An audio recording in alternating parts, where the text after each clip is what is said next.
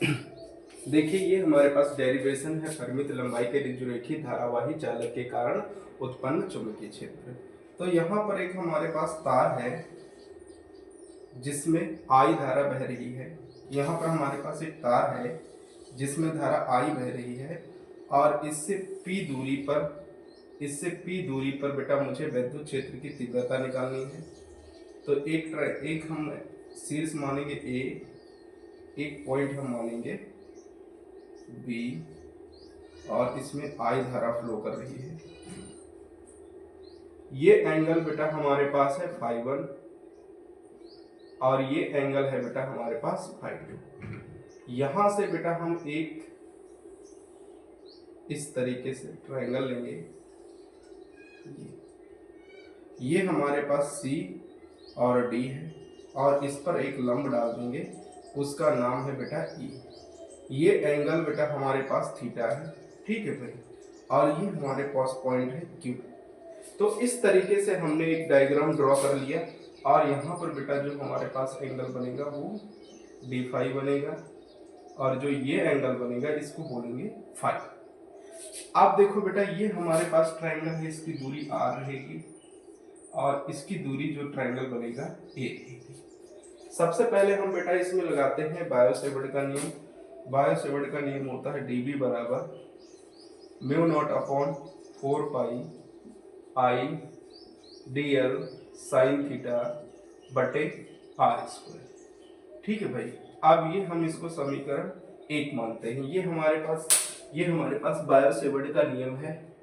इस तरीके से हम बायो-सेवर्ट का नियम लेते हैं।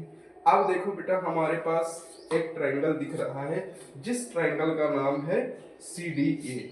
तो ट्रायंगल हम लेते हैं CDE। CDE ट्रायंगल CDE में बेटा हम साइन की रिलेशन लगाते हैं। तो साइन थीटा बराबर होता है लंब बटे कर्ण। साइन थीटा बराबर होता है लंब बटे कर्ण। तो बेटा यहाँ पर लंब की वैल्यू हमारी है DE, लंब की वैल्यू है DE और कर्ण की वैल्यू है बेटा हमारे पास CD। कर्ण की वैल्यू है हमारे पास C और D। तो इस तरीके से हमने निकाल लिया। साइन थीटा बराबर ये हो जाएगा DE, बेटा CD की वैल्यू हमारे पास है DL। तो ये हम वैल्यू रखेंगे DE बराबर ये रहेगा बेटा हमारे पास DL। तो ये वैल्यू आ जाएगी DE बराबर DL साइन थीटा। इसको मान लेंगे समीकरण 2।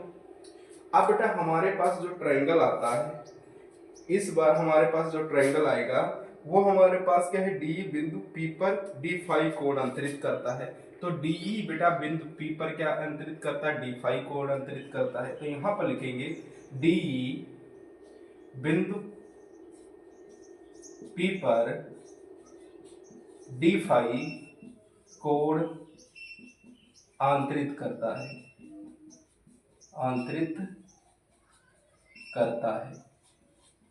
D फाई कोण अंतरित कर, D बिंदु P पर D फाई कोण अंतरित करता है।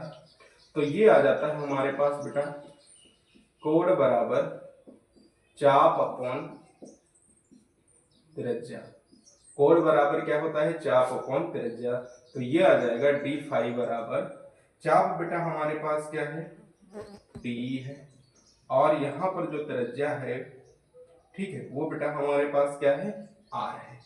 तो DE बराबर हमारे पास फार्मूला आ जाएगा R D फाई। अब हम समीकरण 2 से DE की वैल्यू डाल देंगे। समीकरण 2 से तो बेटा DE की वैल्यू है DL साइन थीटा बराबर R D phi. DL sine theta बराबर क्या है बेटा हमारे पास R D फाई। इस तरीके से हमारे पास ये निकल के आ गया। अब हम ट्रायंगल लेते हैं बेटा DPQ। ट्रायंगल हमने ले लिया DPQ में। तो DPQ में बेटा हम कॉस की रिलेशन लगाते हैं। कॉस फाई बराबर हो जाएगा आधार बटे कोण। तो बेटा यहाँ पर आधार हमारे पास क्या है DP, आधार बेटा हमारे पास DP और कर्ण हमारे पास बच्चे है DE। कर्ण हमारे पास क्या है, DE है। तो इस तरीके से हम ये आधार बटे कर्ण, ठीक है। तो बेटा हम यहाँ पर इस तरीके से लगाएंगे DP upon D, DP upon QP। Sorry, देखो बेटा यहाँ पर हमारे पास आधार क्या है, QP, ये हमारे पास आधार है QP, और बेटा कर्ण हमारे पास क्या है, DP। कर्ण हमारे पास क्या है, DP। तो ये आ जाएगा cos फाई बराबर QP हमारे पास दे रखा है कि R, QP दे रखा है बेटा हमारे पास A, और DP दे रखा है R। तो ये हमारे पास आ जाएगा, जब हम निकालेंगे R बराबर आ जाएगा A cos फाई, और इस समीकरण का हम नाम दे देंगे बेटा समीकरण 3। तो इस तरीके से हमारे पास 3 समीकरण आए। अब इन तीनों समीकरणों से बेटा हम वैल्यू रख देंगे समीकरण, इसको मानेंगे समीकरण 3 और इसको मानेंगे समीकरण 4। तो यहाँ पर लिखेंगे बेटा समीकरण 1 2 3 4 से, समीकरण 1 2 3 4 से। तो यहाँ पर वैल्यू डालेंगे। सबसे पहले dB बराबर mu naught upon 4 pi, ideal sine theta की जो वैल्यू रहेगी वो रहेगी RD फाई।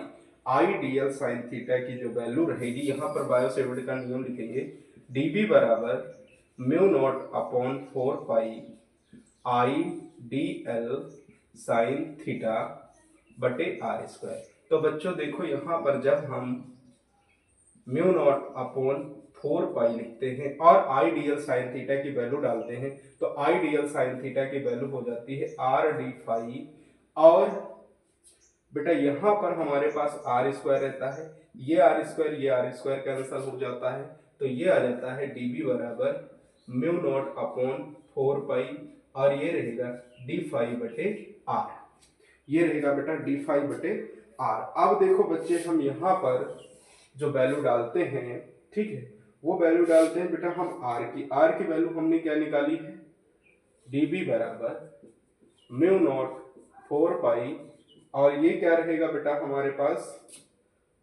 D फाई बटे क्या हो जाएगा बेटा A बटे cos फाई। बेटा cos फाई जो है ऊपर चला जाएगा, तो ये आ जाएगा dB बराबर म्यू नॉट अपॉन 4 पाई, और ये हो जाएगा बेटा cos फाई और D फाई बटे हो जाएगा A, बटे क्या हो जाएगा बेटा हमारे पास A। तो इस तरीके से ये फाइनली हमारे पास फार्मूला निकल के आ जाएगा। ठीक है बेटा, अब हम यहाँ पर नेक्स्ट वीडियो में आपको दिखाएंगे कि इसमें लिमिट कैसे लगाई जाती है।